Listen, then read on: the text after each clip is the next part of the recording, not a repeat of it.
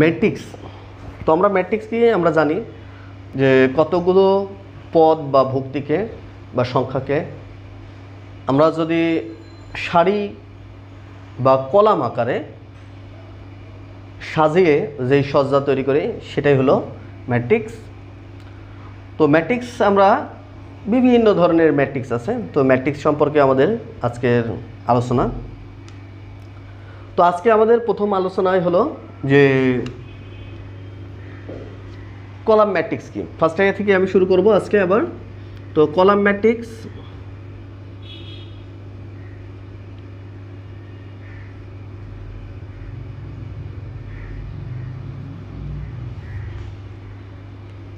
হচ্ছে যে ম্যাট্রিক্সের কি থাকে, শুধুমাত্র কলাম থাকে, একটা কলাম থাকে, তাকে কলাম ম্যাট্রিক্স বলে।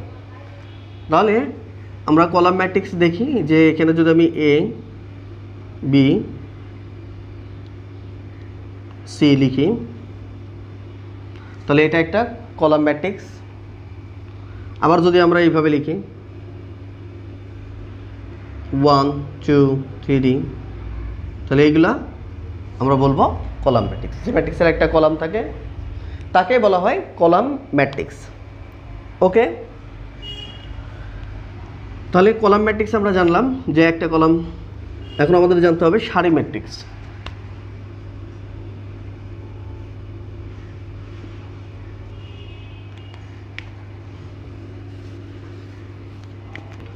সারি ম্যাট্রিক্স কাকে বলে? যে ম্যাট্রিক্সের একটি মাত্র সারি থাকে তাকে সারি ম্যাট্রিক্স বলে। 1 2 3 অথবা আমরা যদি লিখি এ বি সি তাহলে আমরা দেখতে পাচ্ছি এখানে একটি মাত্র সারি আছে, একটি মাত্র সারি। তাই যে ম্যাট্রিক্সের শুধুমাত্র একটা সারি থাকে তাকে সারি ম্যাট্রিক্স বলে। তাহলে আমরা সারি ম্যাট্রিক্স কাকে বলে বুঝলাম। আর আমরা তো জানি যে থার্ড ব্র্যাকেট চিহ্ন দ্বারা ম্যাট্রিক্স বোঝায়। তোমরা ম্যাট্রিক্সের বেসিক্স প্রথম ক্লাসটা দেখলে হয়তো বা আরও ভালো বুঝতে পারবা। তো এই ক্লাসটা করার আগে তোমরা ম্যাট্রিক্সের প্রথম ক্লাসটা অবশ্যই করবা। তো আমাদের ইউটিউবে অবশ্যই একটা ভিডিও দেওয়া আছে ইউটিউব চ্যানেলে। তো এরপরে আমরা যেটা পড়বো সেটা হলো বর্গ ম্যাট্রিক্স।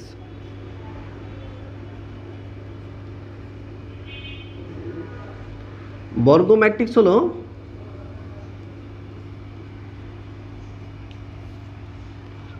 যে ম্যাট্রিক্সের সারি এবং কলামের সংখ্যা, তোমার সারি এবং কলামের ভুক্তির সংখ্যা সমান। অর্থাৎ আমি এ বি সি ডি, তো দেখো সারি এবং কলামে বরাবর আমরা দেখতে পাচ্ছি সারির সংখ্যা কয়টা? একটা দুইটা। সারির সংখ্যা দুইটা, কলাম কয়টা? একটা দুইটা, তো কলামও দুইটা। তাহলে আমরা দেখতে পাচ্ছি সারি এবং কলামের সংখ্যা সমান। তাহলে এই ম্যাট্রিক্সকে আমরা বলবো বর্গ ম্যাট্রিক্স। লিখতে পারি 1 2 3 4 5 6 7 8 9। তো এই যে এই ম্যাট্রিক্সটাও আমরা বলতে পারি একটা বর্গ ম্যাট্রিক্স। কেন? কারণ এই ম্যাট্রিক্সের সারি একটা দুইটা তিনটা, কলাম একটা দুইটা তিনটা। তাহলে এটাও হচ্ছে সারি এবং কলামের সংখ্যা সমান। অর্থাৎ এই ম্যাট্রিক্সের যদি বলি মাত্রা কত, তাহলে সারি কয়টা? সারি একটা দুইটা, তাহলে 2। কলাম কয়টা? একটা দুইটা, তাহলে 2/2 আমরা বলতে পারি এই ম্যাট্রিক্সের মাত্রা। তাহলে আমরা দেখতে পাচ্ছি এটা হচ্ছে সারি আর এটা হলো কলাম। তো সারি কলাম হচ্ছে সমান। এই ম্যাট্রিক্সের আমরা মাত্রা দেখলে এখানে আমরা দেখতে পাচ্ছি একটা সারি দুইটা সারি তিনটা সারি। তো আমরা বলতে পারবো মাত্রা হলো 3/1 2 3 কলাম, 3/3। তাহলে 2/2 3/3 4/4 এরকম মাত্রার সকল ম্যাট্রিক্সকে আমরা বলবো বর্গ ম্যাট্রিক্স। তার মানে সারি কলামের সংখ্যা যদি সমান হয় তাহলে সেই ম্যাট্রিক্সগুলো হচ্ছে বর্গ ম্যাট্রিক্স। এরপর আমরা পড়ব আয়ত ম্যাট্রিক্স। আয়ত ম্যাট্রিক্স, তো এখানে দেখো, এখানে আমরা দেখতে পাচ্ছি যে এখানে একটা ম্যাট্রিক্স। আমরা যদি এটা আমরা বাদ দিয়ে দিই তাহলে এখানে আমরা বলতে পারি যে সারি এবং কলামের সংখ্যা কিন্তু সমান না। যখন সারি এবং কলামের সংখ্যা সমান হবে না, সেই ম্যাট্রিক্সকে আমরা বলবো রেক্ট্যাঙ্গুলার ম্যাট্রিক্স অথবা আয়ত ম্যাট্রিক্স। তো আয়ত ম্যাট্রিক্সের দেখো সারি কয়টা আছে, একটা দুইটা, তাহলে মাত্রা কত হবে, মাত্রা সারি একটা দুইটা, তাহলে 2 বাই একটা দুইটা তিনটা কলাম। তাহলে এখানে সারি এবং সারির সংখ্যা 2টা, কলামের সংখ্যা 3টা। তাহলে দেখতে পাচ্ছি সারির সংখ্যা এবং কলামের সংখ্যাটা সমান না হওয়ার কারণে এই ম্যাট্রিক্সটাকে আমরা বলবো আয়ত ম্যাট্রিক্স। তাহলে আমরা যদি বলি মনে করো হচ্ছে ধরো 1 2 3 4 5 6, তাহলে এটা কি ধরনের ম্যাট্রিক্স? কিন্তু আমরা বলবো একটা আয়ত ম্যাট্রিক্স, কারণ এই ম্যাট্রিক্সের সারি কয়টা, একটা দুইটা তিনটা, তাহলে সারি 3, কলাম কয়টা, একটা দুইটা কলাম, তাহলে কলাম হলো 2টা। তাহলে সারি এবং কলামের সংখ্যা সমান না হওয়ার কারণে এটা একটা আয়ত ম্যাট্রিক্স, এটা একটা আয়ত ম্যাট্রিক্স। তো এখন আমরা আয়ত ম্যাট্রিক্স সম্পর্কে জানলাম। এখন আমরা জানবো যে কর্ণ ম্যাট্রিক্স।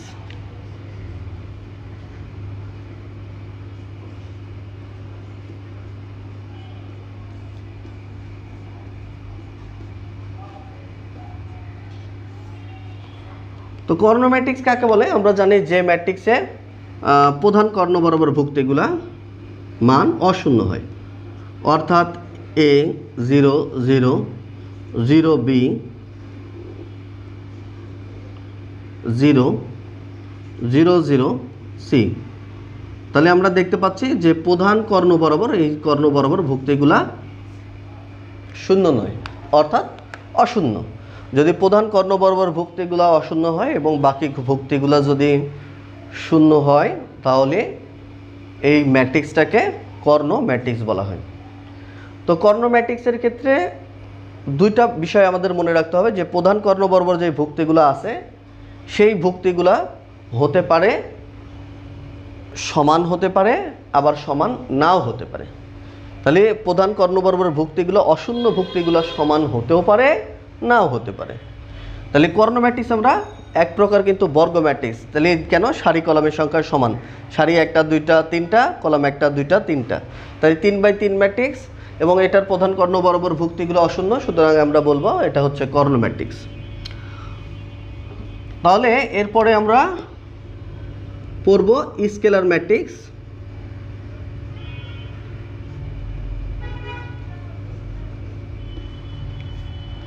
তো স্কেলার ম্যাট্রিক্স হচ্ছে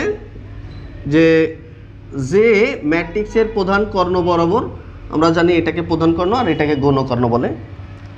তো প্রধান কর্ণ বরাবর যে ভুক্তিগুলো আছে সেই ভুক্তিগুলো সেম।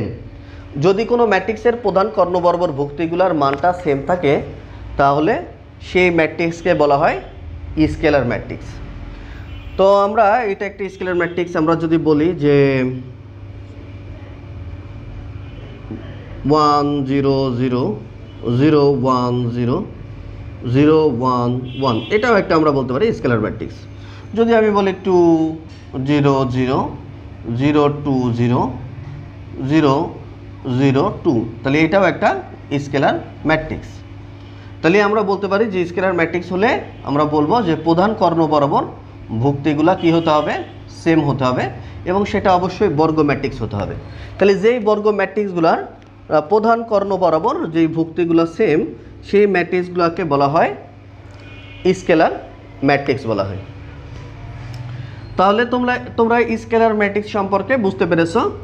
তাহলে মজার একটা বিষয় মনে রাখবা যে আমরা এর আগে কর্ণ ম্যাট্রিক্স পড়েছিলাম। কর্ণ ম্যাট্রিক্সের ক্ষেত্রে বলেছিলাম যে প্রধান কর্ণ বরাবর ভুক্তিগুলো এক হতেও পারে, নাও হতে পারে। তাহলে যেগুলো এক হবে সেগুলো স্কেলার ম্যাট্রিক্স, কিন্তু যেগুলো এক হবে না, সেম হবে না প্রধান কর্ণ বরাবর ভুক্তিগুলো, সেগুলো হচ্ছে কর্ণ ম্যাট্রিক্স, কিন্তু স্কেলার ম্যাট্রিক্স না। সুতরাং এর থেকে আমরা কি বলতে পারি? যে এর থেকে বলতে পারি যে স্কেলার ম্যাট্রিক্সগুলো অবশ্যই কর্ণ ম্যাট্রিক্স, এবং সকল কর্ণ ম্যাট্রিক্সগুলো কিন্তু স্কেলার ম্যাট্রিক্স না। তাহলে সকল স্কেলার ম্যাট্রিক্স কর্ণ ম্যাট্রিক্স, কিন্তু সকল কর্ণ ম্যাট্রিক্স স্কেলার ম্যাট্রিক্স না। তাহলে এটা মনে রাখবা। তাহলে আমরা এখন স্কেলার ম্যাট্রিক্স সম্পর্কে জানলাম। এখন আমরা যেটা জানবো সেটা হলো যে অভেদ ম্যাট্রিক্স। তো অভেদ ম্যাট্রিক্স হচ্ছে আমরা এটাকে আই দ্বারা প্রকাশ করা হয়। আই হতে পারে আই ইকুয়াল টু 1 0 0 1, অর্থাৎ প্রধান একটা বর্গ ম্যাট্রিক্সের প্রধান কর্ণ বরাবর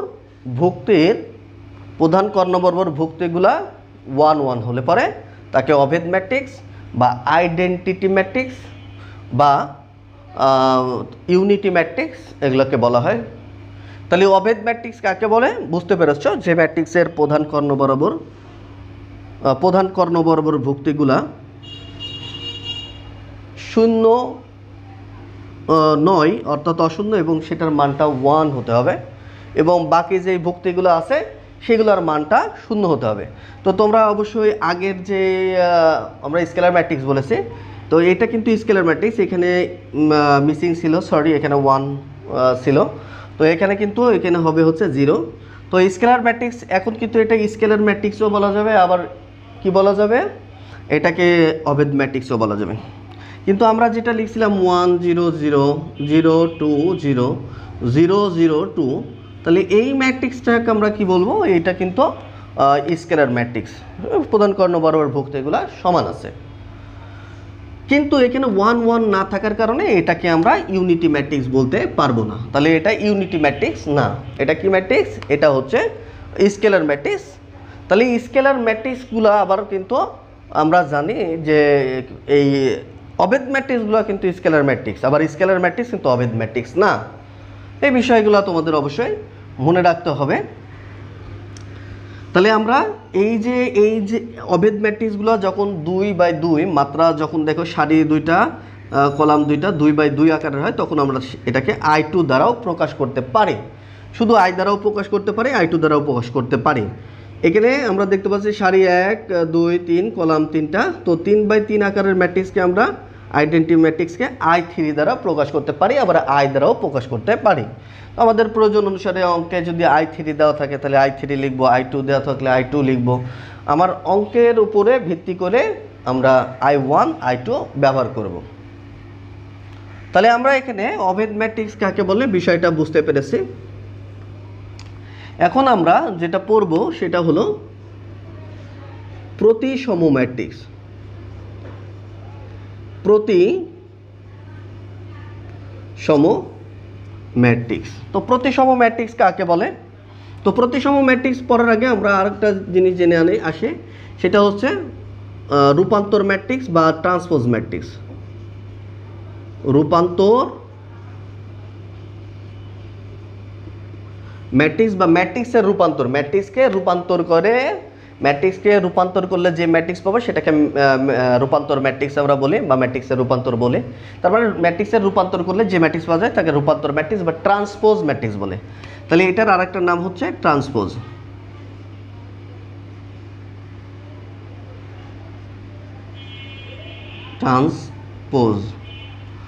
তাহলে ট্রান্সপোজ কে আমরা সাধারণত কি দ্বারা প্রকাশ করি মনে রাখবা, আমরা কোনো একটা ম্যাট্রিক্স যদি এ ম্যাট্রিক্স হয়, A = 1 2 3 4 মনে করো একটা ম্যাট্রিক্স আছে, তাহলে এর রূপান্তর ম্যাট্রিক্সটা কি হবে? তাহলে আমরা এটাকে কি দ্বারা প্রকাশ করতে পারি? আমরা এটাকে প্রকাশ করি সাধারণত মনে রাখবা A প্রাইম দ্বারা প্রকাশ করতে পারি, A স্মল t দ্বারা প্রকাশ করতে পারি, A ক্যাপিটাল T, এইভাবে আমরা এগুলোকে প্রকাশ করতে পারি। তাহলে আমরা এখানে রূপান্তর ম্যাট্রিক্সে আমরা লিখতে পারলাম যে A = একটা ম্যাট্রিক্স মনে করো দেওয়া আছে, তাহলে তার রূপান্তর ম্যাট্রিক্স আমরা যদি A স্মল t অথবা ক্যাপিটাল T যাই বলি না কেন, তাহলে সেই ক্ষেত্রে আমাদের যেটা লিখতে হবে বা A প্রাইম যাই বলো না কেন, তাহলে এটা দ্বারা বোঝাচ্ছে যে রূপান্তর বোঝাচ্ছে। তাহলে আমাদের কি কাজ করতে হয়? রূপান্তর ম্যাট্রিক্স হচ্ছে সারিগুলোকে কলামে অথবা কলামগুলোকে সারি করলে যে ম্যাট্রিক্স পাওয়া যায় তাকে বলা হয় রূপান্তর ম্যাট্রিক্স বা ট্রান্সপোজ ম্যাট্রিক্স। তাহলে সারি আছে 1, এই সারিটাকে কলাম বরাবর নিয়ে আসছে। আগে আমরা নাই লিখে নিতে পারো, তোমরা অনেক সময় এইভাবে লিখে নিতে পারো যে এটাকে দুই পাশে আমরা ট্রান্সপোজ করতেছে উভয় পাশে। তাহলে এখান থেকে ট্রান্সপোজ যখন করা হয়ে যাবে তখন এটা 1, এই সারিটা কলাম বরাবর লিখব, এই সারিটাকে কলাম বরাবর লিখব। তাহলে এটা আমার এই ম্যাট্রিক্স তোমার হচ্ছে এই যে এখানে যে ম্যাট্রিক্স ছিল এই ম্যাট্রিক্সের ট্রান্সপোজ হলো এইটা। তো অনুরূপভাবে যদি আমরা এটা 2/2 ম্যাট্রিক্সের ক্ষেত্রে ট্রান্সপোজ দেখলাম, এখন যদি মনে করো যে 3/3 ম্যাট্রিক্সের ক্ষেত্রে ট্রান্সপোজটা কেমন হবে, তাহলে দেখো 1 2 3 4 5 6 7 8 9, সে ধরো এখানে একটা ম্যাট্রিক্স আছে, তাহলে এ দ্বারা প্রকাশ করলাম ম্যাট্রিক্সটাকে। তাহলে আমরা যদি এখন বলি যে এই ম্যাট্রিক্সটার আমরা ট্রান্সপোজ করব, তো আমি আর এখানে আমরা ট্রান্সপোজ চিহ্ন আমরা এখানে দিচ্ছি, আরও নতুনভাবে এটাকে ট্রান্সপোজ দেওয়ার দরকার নেই। তো এখানে ট্রান্সপোজ করা মানে এতে ট্রান্সপোজ করা মানে এর মানগুলো ট্রান্সপোজ হয়ে যাবে, অর্থাৎ সারিগুলো কলামে চলে যাবে।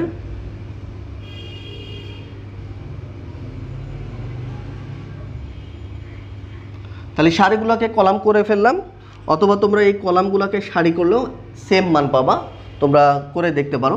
ছোট্ট একটা দেখো, মনে করো 1 2 3 4 একটা ম্যাট্রিক্স, এটাকে যদি আমি কি করি যে সারি বরাবর পরিবর্তন করি, তাহলে এখানে 1 2 3 4, তাহলে এটা হয়ে গেল ট্রান্সপোজ। অথবা যদি আমি কলাম বরাবর করতাম, তাহলে কলাম বরাবর করলে পরে এই কলামটাকে আমি এই সারি বরাবর নিয়ে যাব 1 3, আর এই কলামটাকে আমি এই নিচের সারি বরাবর নিয়ে যাব। তো দেখো যে এই মানটা আর এই মানটা সেম, তার জন্য আমি বলছি যে তোমরা রূপান্তর ম্যাট্রিক্সের ক্ষেত্রে হয় তোমরা কি করতে পারো, সারিগুলোকে কলাম করো অথবা কলামগুলোকে সারি করো না কেন, সেম জিনিসই হবে। তাহলে তোমার যে কোনো একটা করতে হয়, সারিকে কলাম অথবা কলামকে সারি করলে রূপান্তর ম্যাট্রিক্সটা পাওয়া যাবে। তাহলে আমরা এখান থেকে রূপান্তর ম্যাট্রিক্স কাকে বলে বিষয়টা আমরা বুঝতে পেরেছি। তাহলে এখন আমরা যে ম্যাট্রিক্সটা পড়ব সেটা হলো প্রতিসম ম্যাট্রিক্স। প্রতিসম ম্যাট্রিক্স কাকে বলে?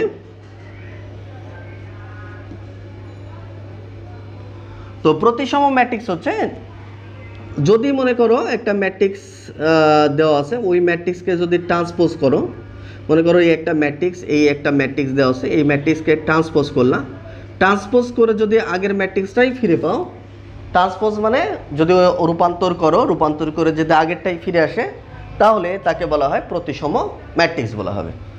সে ধরো এখানে আছে 3 5 5 3, এটা একটা কি আমি ধরে নিলাম এ একটা ম্যাট্রিক্স।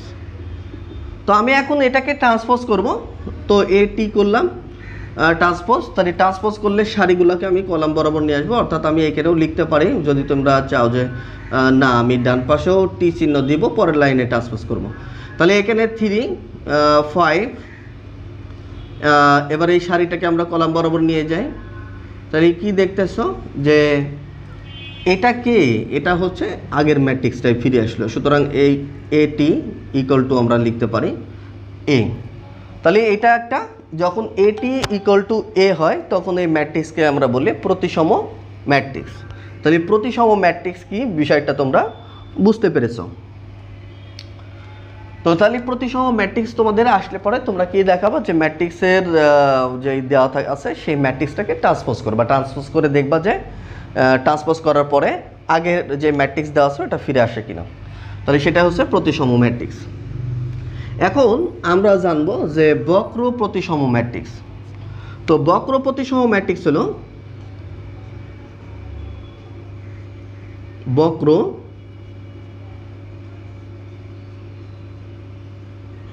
প্রতিসম ম্যাট্রিক্স। তাহলে বক্র প্রতিসম ম্যাট্রিক্সটা কাকে বলে?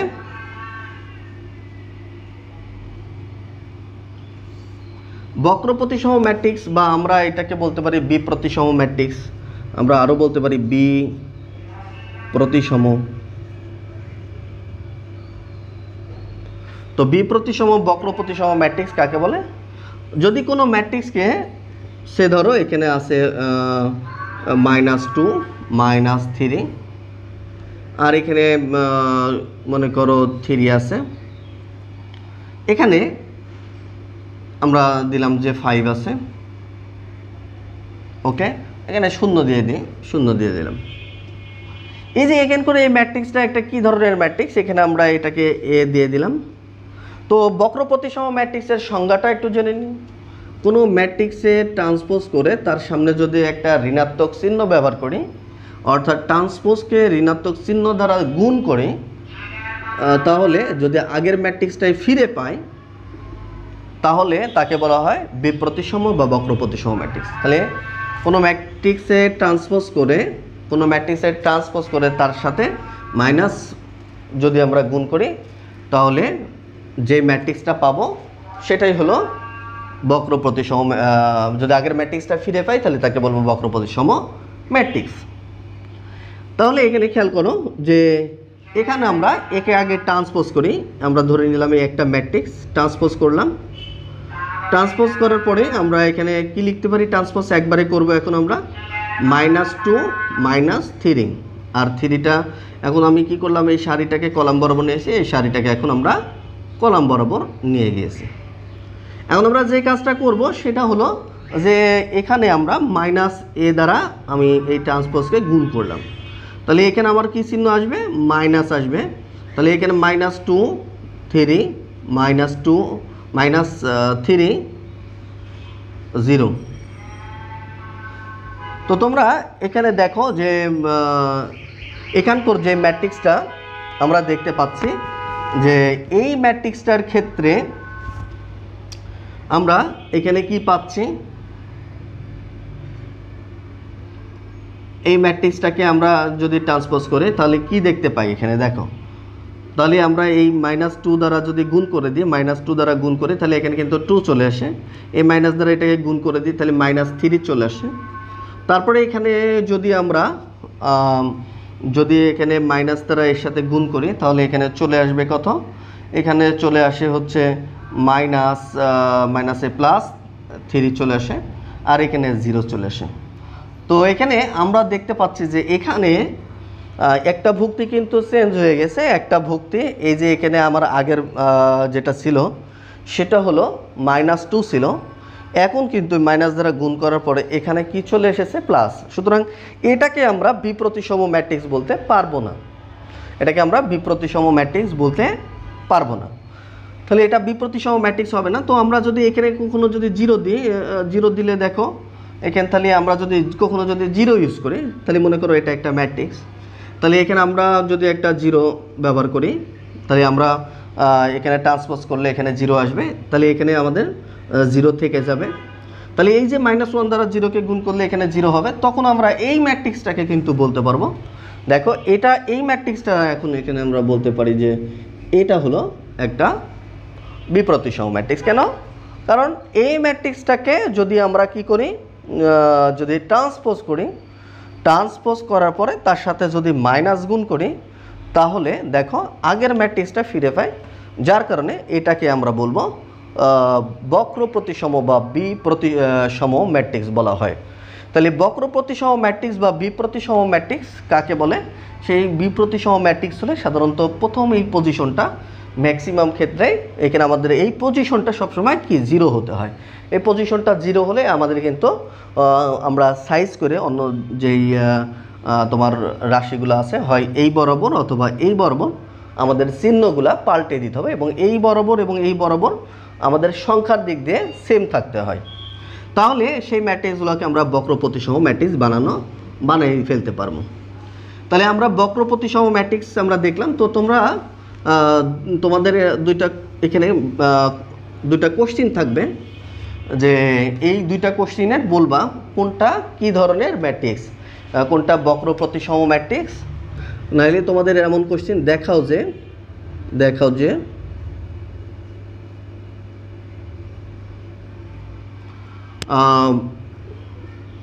a equal to 1 2 -3 2 -7 তারপরে 3 -3 4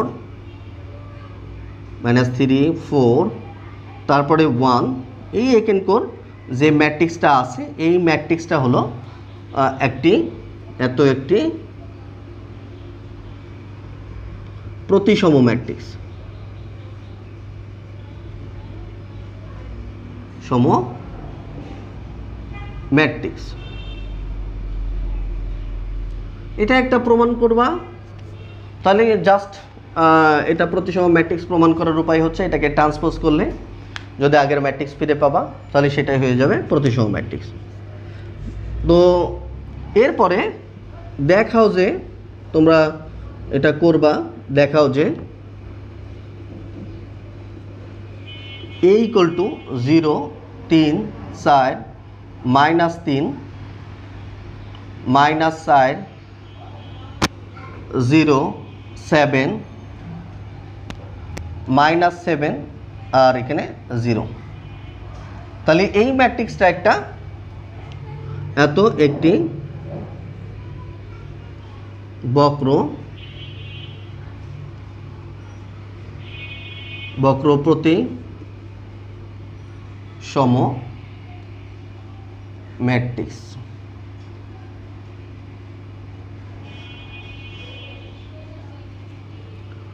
তাহলে এটা একটা বক্র প্রতিসম ম্যাট্রিক্স, এটা তোমরা করবা নিজেরা, যে দেখাবা এটা একটা বক্র প্রতিসম ম্যাট্রিক্স এবং এটা একটা প্রতিসম ম্যাট্রিক্স। এই দুইটা প্রমাণ তোমরা বাসে করবা।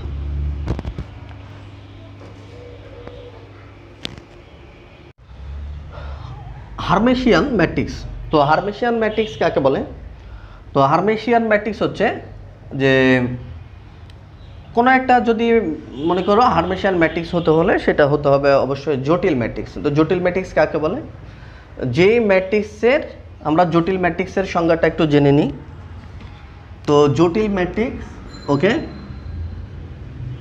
জটিল ম্যাট্রিক্স যে ম্যাট্রিক্সের ভিতরে আমরা ইমাজিনারি সংখ্যা থাকে, অর্থাৎ i 2i, আমরা লিখতে পারি 1 + 2i 3।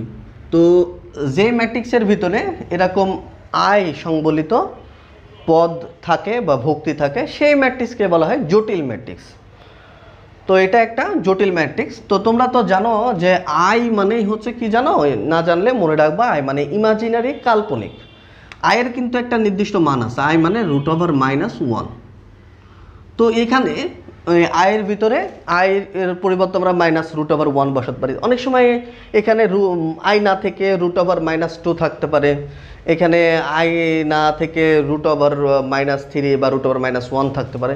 তো রুটের ভিতরে মাইনাস আকারে কোনো তোমার ভুক্তি থাকলে অথবা i সংবলিত কোনো যদি পদ থাকে তাহলে ওই ম্যাট্রিক্সকে আমরা বলবো জটিল ম্যাট্রিক্স। তাহলে জটিল ম্যাট্রিক্স তোমরা বুঝতে পেরেছো। তো এটা হচ্ছে জটিল ম্যাট্রিক্স। তো আমরা হার্মেশিয়ান ম্যাট্রিক্স হতে হলে সেটা অবশ্যই জটিল ম্যাট্রিক্স হবে। আর ম্যাট্রিক্সের আরেকটা বিষয় তোমাদের বলি যে জটিল সংখ্যার ক্ষেত্রে অনুবন্ধী বিষয় একটা আছে। তো অনুবন্ধী বা আমরা বলি যে এটাকে আমরা অনুবন্ধী বলি অথবা বলি ইংলিশে বলি কনজুগেট। কনজুগেট মানে যদি তোমরা বলো যে 2i 1 + 2i, এত এর অনুবন্ধীটা কত? এত এর অনুবন্ধীটা হচ্ছে, এত এর অনুবন্ধী সেটা হচ্ছে সমান সমান 1 - 2i, মানে এখানে প্লাস থাকলে এখানে মাইনাস হয়ে যাবে, i এর আগে পরিবর্তন হয়ে যাবে। তাহলে আমরা এখান থেকে কি বলতে পারি যে i শুধু i এর অনুবন্ধী, শুধু i এর অনুবন্ধী আমরা কি বলতে পারি? -i। ঠিক আছে, তাহলে i এর অনুবন্ধী -i। যদি আমি বলি যে -i এর অনুবন্ধী কত, তাহলে -i এর অনুবন্ধী হলো +i। তাহলে মাইনাস থাকলে প্লাস, প্লাস থাকলে মাইনাস। তাহলে আমি বলতে পারি যে 1 - 3i এর অনুবন্ধী কত? 1 - 3i এর অনুবন্ধী হচ্ছে 1 + 3i। তাহলে এটার অনুবন্ধী হচ্ছে এটা। তাহলে আমরা অনুবন্ধী বিষয়টা বুঝতে পেরেছি যে জটিল সংখ্যাগুলোর i এর আগে চিহ্ন পরিবর্তন করলে সেটা হয়ে যায় অনুবন্ধী। তাহলে তোমরা অনুবন্ধী বিষয়টা বুঝতে পেরেছো। তো আমরা অনুবন্ধীটা জানলাম, এখন আমরা জানবো যে হার্মেশিয়ান ম্যাট্রিক্সটা ভালোভাবে আমরা কনসেপ্ট নেব। তো তোমরা দেখো হার্মেশিয়ান ম্যাট্রিক্স বিষয়টা কি আসলে বোঝানো হয়েছে। তো হার্মেশিয়ান ম্যাট্রিক্স হচ্ছে যদি কোনো একটা ম্যাট্রিক্সের আমরা যদি অনুবন্ধী করি, জটিল ম্যাট্রিক্সের অনুবন্ধী করে আমরা তাকে আবার ট্রান্সপোজ করি।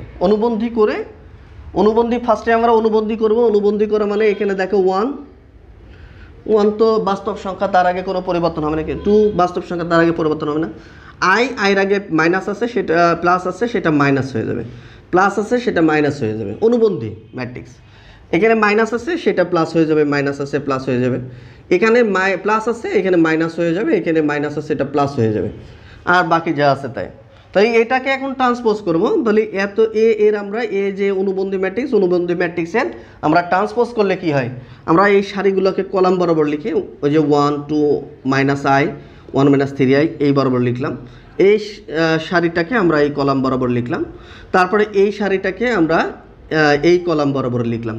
এখন লিখে আমরা দেখতে পাচ্ছি যে আগে যেই ম্যাট্রিক্সটা ছিল সেই ম্যাট্রিক্সটাই কিন্তু ফিরে পেলাম। তার মানে কোনো একটা জটিল ম্যাট্রিক্সের অনুবন্ধী করার পর তাকে যদি ট্রান্সপোজ করা হয়, সেটা যদি আগের ম্যাট্রিক্সটা ফিরে পায় তাহলে তাকে বলা হয় হার্মেশিয়ান ম্যাট্রিক্স। তাহলে কোনো ম্যাট্রিক্সের অনুবন্ধী করার পরে ও জটিল ম্যাট্রিক্সে অনুবন্ধী করে তার ট্রান্সপোজ করে যদি আগের ম্যাট্রিক্স পাওয়া যায় তাকে বলে হার্মেশিয়ান ম্যাট্রিক্স। তাহলে তোমরা হার্মেশিয়ান ম্যাট্রিক্স সম্পর্কে বুঝতে পেরেছো। তাহলে হার্মেশিয়ান ম্যাট্রিক্স জানলাম। এখন আমরা আরেকটি গুরুত্বপূর্ণ ম্যাট্রিক্স সম্পর্কে জানবো, সেটা হচ্ছে উলম্ব ম্যাট্রিক্স।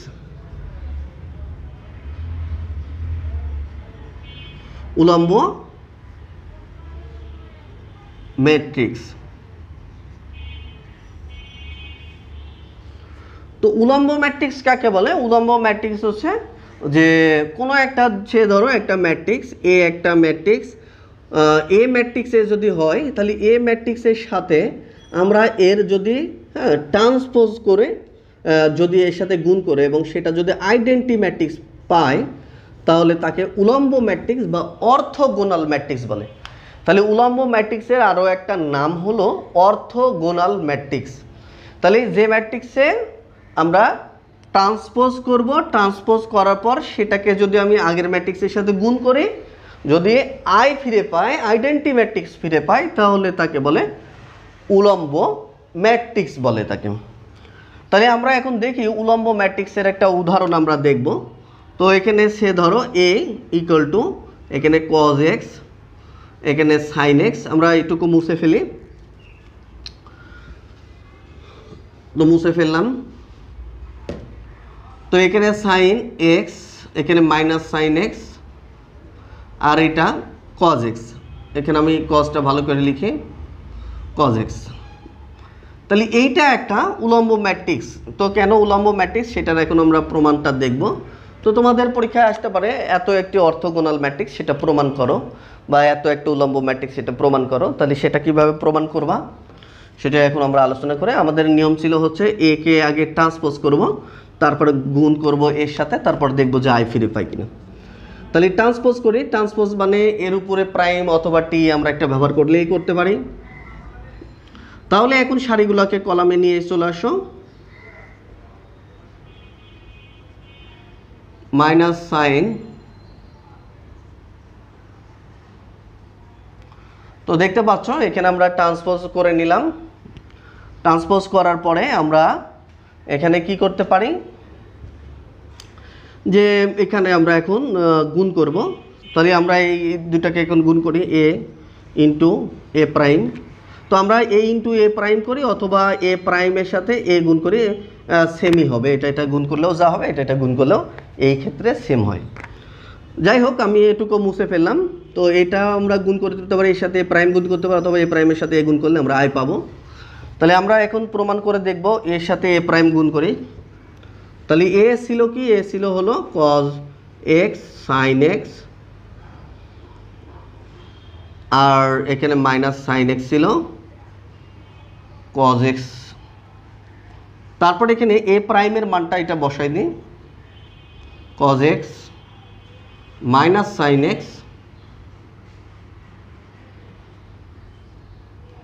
sin x। তো তোমরা এখানে খেয়াল করো, এখন আমরা ম্যাট্রিক্সের গুণ এর আগে আমরা শিখেছি ম্যাট্রিক্সের গুণ কিভাবে করতে হয়। তো আমরা ম্যাট্রিক্সের গুণ কিভাবে করি, আমরা সারি বরাবর প্রথম এই সারি বরাবর যাই এবং কলাম বরাবর গুণ করি। প্রথম সারির প্রথম ভুক্তির সাথে প্রথম এই পরেরটার প্রথমটার মনে রাখবা, গুণ মানেই হচ্ছে সারি গুণ কলাম। তাহলে প্রথমটার সারি পরেরটার কলাম। তাহলে প্রথমটার সারি হচ্ছে আমরা এখানে গুণ করি, তাহলে কজ সারির প্রথম ভুক্তি কজ, এখানে কলামের প্রথম ভুক্তি কজ, কজ আর কজ গুণ করলে কজ স্কোয়ার এক্স হবে। তারপরে এখানে একটা আমরা সূত্রের প্লাস বসাবো, সূত্রের প্লাস সাইন, আর এখানে পরের সারির হচ্ছে পরের ভুক্তিটা সাইন, কলামের পরের ভুক্তিটাও সাইন, সাইন সাইন গুণ করলে সাইন স্কোয়ার হবে। তারপরে দেখো যে আমরা এখানে যতগুলা পরের যেই ম্যাট্রিক্স আছে, যতগুলো কলাম থাকবে সবার সাথে সারিটাকে গুণ করতে হবে। তাহলে এখানে একটা সারি দিয়ে আমরা এই সারিটা দিয়ে প্রথমে এটাকে গুণ করছি, ওই সারিটা দিয়ে পরের কলামকেও গুণ করতে হবে। তাহলে এখানে কজের সাথে সাইন গুণ করব, তাহলে প্লাসে মাইনাসে minus sign x cos x. Okay, এবার সূত্রের একটা প্লাস দিব, তারপরে পরের সাইন, সাইনের সাথে পরের কজটা আমরা গুণ হবে, আগেরটার সাথে আগেরটা, পরেরটার সাথে পরেরটা গুণ। তাহলে এখানে আবার সাইন এক্স আর কজ এক্স, তাহলে সাইন এক্স আর কজ এক্স আমরা লিখে ফেললাম। এখন খেয়াল করো যে এখানে আবার আমরা এই যে এখানকার যে সারি আছে সেটা দিয়ে কলমকে গুণ করব। তাহলে মাইনাস সাইন এক্স আর এই কজ এক্স যদি আমরা গুণ করি তাহলে minus sign x cos x, এখানে সূত্রের প্লাস। এবার কজের সাথে কজ পরে আছে, এই সারির এটা পরে আছে, এই কলামের এটা পরে আছে, তাহলে এটার সাথে এটা আমরা গুণ করি, তাহলে কজ আর সাইন আমরা গুণ করলে সাইন এক্স কজ এক্স আসবে। এরপরে দেখো আমরা এখানে কি লিখতে পারি যে এবার এটার সাথে এটা গুণ, মাইনাস মাইনাসে প্লাস, সাইন সাইন গুণ করলে সাইন স্কোয়ার এক্স সূত্রের প্লাস। এবার কজ আর নিচের তোমার কলামের একদম লাস্টের যে ভুক্তি কজ, কজ কজ গুণ করলে কজ স্কোয়ার এক্স। তাহলে এখান থেকে তোমরা দেখতে পাচ্ছ এই যে এখান থেকে আমাদের ম্যাট্রিক্সের চিহ্ন আছে। তাহলে এখানে এটা মানে কি বলো, এটা মানে আমরা বলতে পারি 1, এটা আর এটা সেম সেম কেটে গেল, তাহলে পরেরটা 0 আসলো, এটা সেম সেম কেটে গেল 0 আসলো, sine square plus cos square মানে 1। তাহলে এখান থেকে আমরা পেয়ে গেলাম যে একটা আইডেন্টি ম্যাট্রিক্স, এটাকে আমরা আই বলতে পারি। তাহলে কোনো ম্যাট্রিক্সের যদি কি করি যে ট্রান্সপোজ করে তার সাথে যদি আগের ম্যাট্রিক্স গুণ করে যদি একটা আইডেন্টি ম্যাট্রিক্স বা অভেদ ম্যাট্রিক্স পাই, তাহলে সেই ম্যাট্রিক্সকে বলা হবে, এই ম্যাট্রিক্সটাকে বলা হবে উলম্ব ম্যাট্রিক্স। তাহলে তোমরা উলম্ব ম্যাট্রিক্স সম্পর্কে বুঝতে পেরেছো।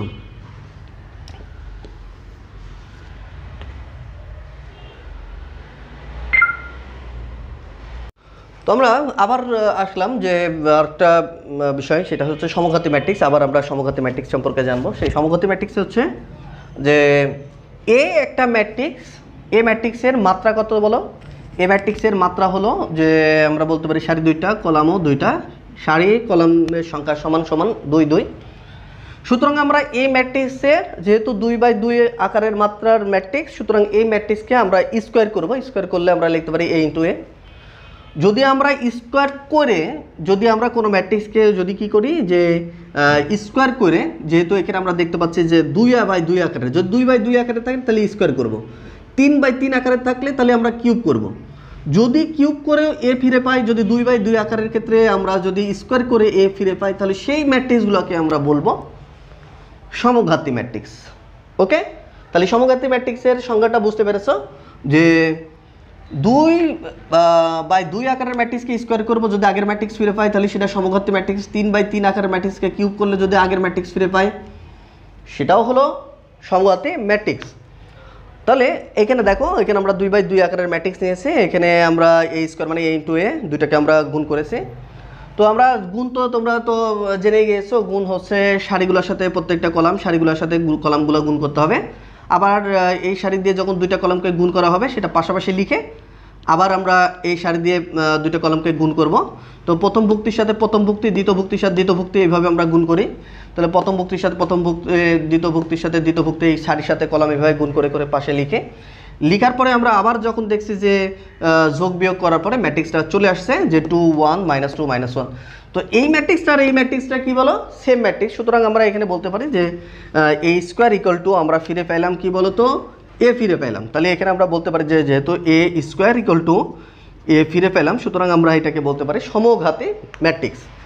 তো তোমরা যেটা করবা সেটা হলো যে দেখাও যে এত একটি সমঘাতী ম্যাট্রিক্স, তাহলে এটার ক্ষেত্রে কি করবা, যেহেতু আমরা দেখতে পাচ্ছি এই ম্যাট্রিক্সটা কত 3/3 আকারের ম্যাট্রিক্স, এই ম্যাট্রিক্সটা হচ্ছে 3/3 আকারের ম্যাট্রিক্স। তাহলে এই ম্যাট্রিক্সের ক্ষেত্রে তোমরা যেই কাজটা করবা সেটা হচ্ছে এ কে কী করবা, কিউব করবা। কিউব করার পরে যদি আবার এটা ফিরে পাও তাহলে বুঝতেই পারবা যে এটা একটা সমঘাতী ম্যাট্রিক্স। তো কিউব করে কি করি তোমরা তো জানো যে কিউব হচ্ছে এ কিউব মানে হলো আগে এ স্কোয়ার এটার মতো করবা, এ স্কোয়ারের সাথে পরে এ গুণ করে দিলে যদি আবার তোমরা এটা ফিরে পাও, যদি এ ফিরে পাও তাহলে সেই ক্ষেত্রে আমরা বলবো যে এটা একটা সমঘাতী ম্যাট্রিক্স। তাহলে সমঘাতী ম্যাট্রিক্স তোমরা বিষয়টা বুঝতে পেরেছ।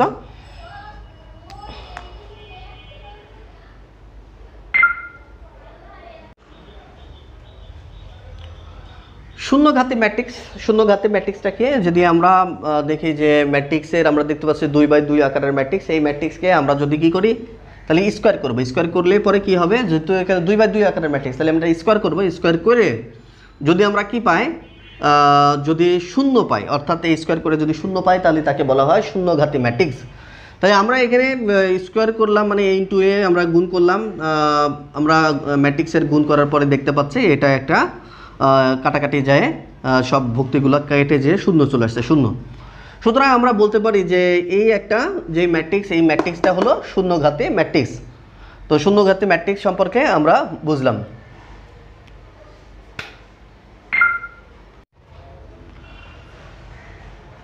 অবেদঘাতী ম্যাট্রিক্স হচ্ছে কোনো ম্যাট্রিক্সকে যদি আমরা কি করি যে বর্গ করি, বর্গ করলে যদি সেটা আই ফিরে পাই, যদি আমরা দেখতে পাচ্ছি 2/2 আকারের ম্যাট্রিক্স, সুতরাং সেটাকে যদি আমরা বর্গ করি আই ফিরে পাই তাহলে সেটা হচ্ছে আইডেন্টি ম্যাট্রিক্স। তাহলে তোমরা এখানে কি দেখতেছ যে এখানে এ ইকুয়াল টু দেওয়া আছে একটা ম্যাট্রিক্স, এই ম্যাট্রিক্সে আমরা যেহেতু 2/2 আকারে তাহলে স্কোয়ার করলাম, এই স্কোয়ার করার পরে এখানে দেখলাম যে যোগ বিয়োগ করার পরে আমরা গুণ করে যোগ বিয়োগ করে দেখতেছি আমরা আই ফিরে পেলাম। সুতরাং এটা একটা আমরা বলবো যে অবেদঘাতী ম্যাট্রিক্স। তাহলে অবেদঘাতী ম্যাট্রিক্সের সংজ্ঞাটাই হলো যে কোনো ম্যাট্রিক্সকে যতগুলা মাত্রা থাকবে সেই মাত্রা যদি 3/3 আকারে থাকে তাহলে আমরা কি করব, একে ওই ম্যাট্রিক্সকে আমরা কিউব করব।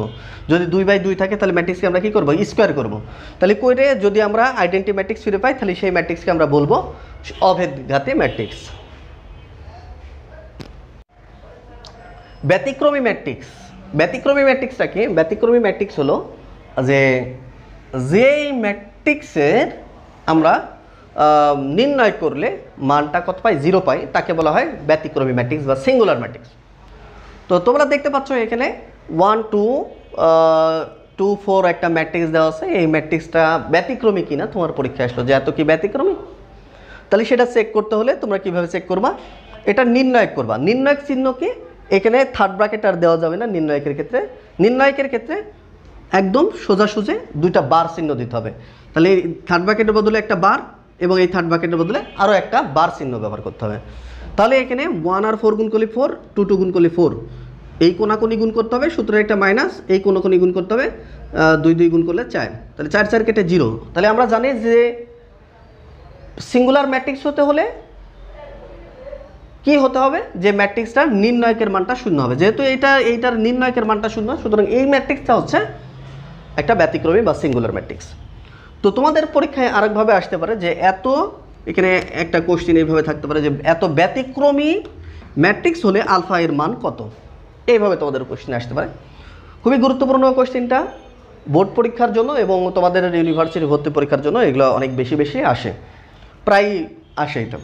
তো তাহলে ব্যতিক্রমী ম্যাট্রিক্স হতে হলে আমরা জানি এই ম্যাট্রিক্সটার নির্ণয়কটা কত শূন্য। তাহলে এটা শর্ত মতে তোমরা শর্ত মতে লিখতে পারো যে এর নির্ণয়কটা শূন্য। তাহলে নির্ণয়কটা শূন্য মানে তোমরা কি বুঝছো যে এটার আমরা নির্ণয় কীভাবে করি, যে মডুলাস আমরা মডুলাস লিখি বা বার, দুই পাশে দুইটা আমরা বার ব্যবহার করি। তাহলে এই কোনাকুনি গুণ হবে আর মাইনাস, সূত্রের মাইনাস দিয়ে এই কোনাকুনি গুণ হবে। তাহলে এটা গুণ করেছি, সূত্রের একটা মাইনাস দিয়েছি আর 3 4 12 লিখেছি। তারপরে এখানে জাস্ট আমরা এটা গুণ করেছি। তো তোমরা দেখো আলফা আলফা গুণ করলে আলফা স্কোয়ার, এখানেও দেখো মাইনাস চিহ্ন, এখানেও মাইনাস চিহ্ন। তাহলে -2 আর -6 যোগ করলে কত হয়, -8 হয়। -8 এর সাথে আলফা দিয়ে দেবো। আর -2 আর -6 গুণ করলে +12 হয়, 12 12 কেটে যাবে। তাহলে এই দুইটার ভিতর থেকে দেখো তাহলে এটা কেটে যাচ্ছে, তাহলে এইটার থেকে আমরা আলফা কমন নিচ্ছি। আলফা ইন্টু আলফা মাইনাস 8, তাহলে এটা ইকুয়াল টু 0। তাহলে এখান থেকে আমরা সমাধান করলে একটা আলফার মান 0 পাবো আর একটা 8 পাবো।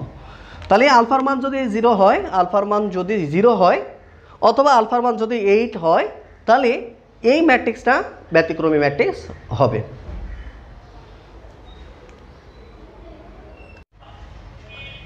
এত ম্যাট্রিক্সটি ব্যতিক্রমী হলে এক্স এর মান কত? তাহলে আমরা এর সলিউশন হচ্ছে আমরা এক্স এর যে কোনো মানের জন্য, অর্থাৎ আমরা যদি সরাসরি করতে যাই, এটা যদি নির্ণয় করি তাহলে এক্স গুণ করলে 2x, 1 আর 2x গুণ করলে 2x। তাহলে এখান থেকে আমরা কি দেখতে পাচ্ছি যে এটা 0 হয়ে যাচ্ছে। আমরা বলতে পারছি না যে এক্স এর আসলে প্রকৃত ভ্যালুটা কত। তাহলে আমরা এখান থেকে বলবো যে এক্স এর মান আমরা 0 যদি ধরে নিই, তাহলে এখানে 0 0, তাহলে এখান থেকে যদি নির্ণয়টা করি 0 ধরে, তাও 0 পাবো। আমি যদি এক্স এর মান 1 ধরি, 1 ধরেও যদি আমরা এখানে এক্স এর মান 1 বসাই তাহলে 1 পাবো, এখানে 1 বসালে 2 পাবো। তাহলে এটাও যদি আমি নির্ণয় করি তাহলে 0 পাবো।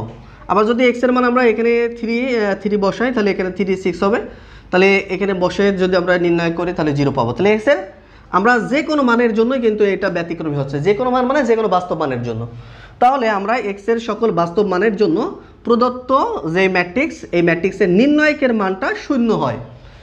সুতরাং আমরা বলতে পারি নির্ণয় তোমার হচ্ছে এক্স এর মান হলো সকল বাস্তব সংখ্যার সেট, অর্থাৎ আর, কারণ যে কোনো বাস্তব সংখ্যার জন্য এইটা হচ্ছে এই নির্ণায়কের ব্যতিক্রমী একটা ম্যাট্রিক্স। ওকে, ত্রিভুজ ম্যাট্রিক্স। ত্রিভুজ ম্যাট্রিক্স আবার দুই প্রকার, একটা হচ্ছে ঊর্ধ্ব ত্রিভুজ ম্যাট্রিক্স আর একটা হচ্ছে নিম্ন ত্রিভুজ ম্যাট্রিক্স। তো ঊর্ধ্ব ত্রিভুজ ম্যাট্রিক্স হচ্ছে যে প্রধান কর্ণের নিচের দিকের ভুক্তি যদি শূন্য হয় তাহলে তাকে বলে ঊর্ধ্ব ত্রিভুজ ম্যাট্রিক্স। তাহলে ঊর্ধ্ব ত্রিভুজ ম্যাট্রিক্সের ক্ষেত্রে প্রধান কর্ণ বরাবর যে ভুক্তিগুলো আছে তার নিচের দিকের ভুক্তিগুলো কী হবে? শূন্য হবে। এবং উপরের ভুক্তিগুলা যদি অশূন্য হয় তাহলে সেটাকে বলা হয় ঊর্ধ্ব ত্রিভুজ ম্যাট্রিক্স। তার মানে ঊর্ধ্ব ত্রিভুজ ম্যাট্রিক্স মানে উপরের ভুক্তিগুলা কি হবে না? প্রধান কর্ণের উপরের ভুক্তিগুলা মানে শূন্য হবে না। আর যদি আমরা নিম্ন ত্রিভুজ ম্যাট্রিক্স বলি তাহলে যে ম্যাট্রিক্সের প্রধান কর্ণের উপরের ভুক্তিগুলা শূন্য কিন্তু নিচের ভুক্তিগুলা শূন্য না, নিচের ভুক্তিগুলা শূন্য না হয় কিছু মান থাকে, তাহলে সেই আমরা ম্যাট্রিক্সে বলবো নিম্ন ত্রিভুজ ম্যাট্রিক্স। তাহলে নিম্ন ত্রিভুজ ম্যাট্রিক্সের প্রধান কর্ণের উপরের ভুক্তিগুলা শূন্য থাকে আর ঊর্ধ্ব ত্রিভুজ ম্যাট্রিক্সের প্রধান কর্ণের নিচের ভুক্তিগুলা শূন্য থাকে। উপম্যাট্রিক্স আবার কাকে বলে? তো উপম্যাট্রিক্স হচ্ছে যে ম্যাট্রিক্সে ইচ্ছা মতো তোমার এই সারি কলামের ভুক্তিগুলা বাদ দিয়ে আমরা নতুন নতুন যে ম্যাট্রিক্সগুলো পাবো সেই ম্যাট্রিক্সকে আমরা বলবো উপম্যাট্রিক্স। তাহলে উপম্যাট্রিক্সে ধরো আমি এখান থেকে এইটুকু নিয়ে আমরা একটা ম্যাট্রিক্স পেতে পারি, সেটা হচ্ছে 1 2 5 4। তাহলে সেটা দিয়ে একটা ম্যাট্রিক্স, তাহলে আমি এই ভুক্তিগুলো বাদ দিলাম, এই ভুক্তিগুলো বাদ দিয়ে যে ম্যাট্রিক্সটা পেলাম সেটা একটা উপম্যাট্রিক্স। ওকে, তাহলে আমরা এটা একটা উপম্যাট্রিক্স বলতে পারি। তাই আমি বলেছি যে ইচ্ছা মতো এখানে যে কোনো ভুক্তির সংখ্যাগুলো বাদ দিয়ে, সারি কলামের ভুক্তির সংখ্যা বাদ দিয়ে নতুন যে ম্যাট্রিক্স পাবো সেই ম্যাট্রিক্সকে আমরা বলবো উপম্যাট্রিক্স। তাহলে এইগুলো বলে উপম্যাট্রিক্স। কার উপম্যাট্রিক্স? এই ম্যাট্রিক্সটার উপম্যাট্রিক্স। তাহলে আমি যদি এখান থেকে এইটুকু নিই, এইটুকু যদি নিয়ে একটা ম্যাট্রিক্স নিই এবং এই ম্যাট্রিক্সগুলোকে যদি বাদ দিই তাহলে এখান করে এই ম্যাট্রিক্সটাকে আমরা বলবো উপম্যাট্রিক্স। তাহলে এখান করে এই ম্যাট্রিক্সটা আমরা উপম্যাট্রিক্স বলবো, সেটা আমরা এখানে লিখেছি। তাহলে এটাও একটা উপম্যাট্রিক্স। তারপর যদি আমরা মনে করো যে আমি এখান থেকে এইটুকু অংশ নেব, যে এইটুকের আমি অংশ নিব আর বাকি ভুক্তিগুলো বাদ দিয়ে দেবো, সুতরাং এইটুকু আমরা লিখলে পরেও এইটুকুকে আমরা বলবো এটাও একটা উপম্যাট্রিক্স, এই ম্যাট্রিক্সের উপম্যাট্রিক্স। তাহলে উপম্যাট্রিক্স বিষয়টাও তোমরা বুঝতে পেরেছো।